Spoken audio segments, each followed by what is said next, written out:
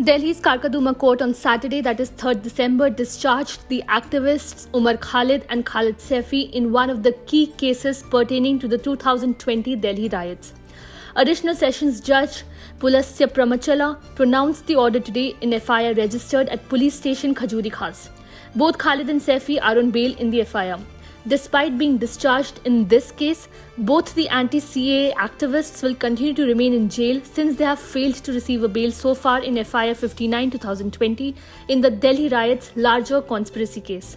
The FIR was registered under sections 109, 114, 147, 148, 149 and 120B etc. of IPC along with sections 3 and 4 of Prevention of Damage to Public Property Act and section 25 and 26 of the Arms Act.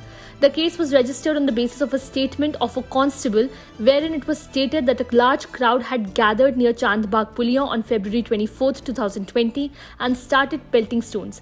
It was alleged that while the police official went to a nearby parking lot to save himself, the mob broke the shutter of the parking lot and thrashed people present inside and also set the vehicles on fire. The case was thereafter transferred to the crime branch on February 28, 2020.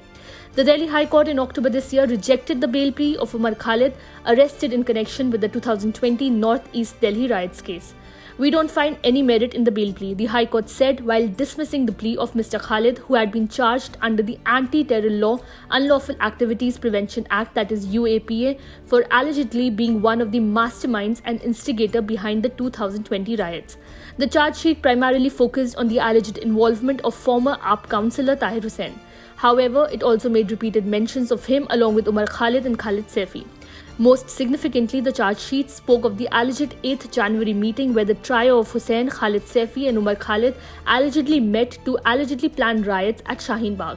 The charge sheet read, Tahir Hussain was found connected to Khalid Saifi and Khalid, who were a part of a larger group of persons who were organizing riots and protests in Delhi.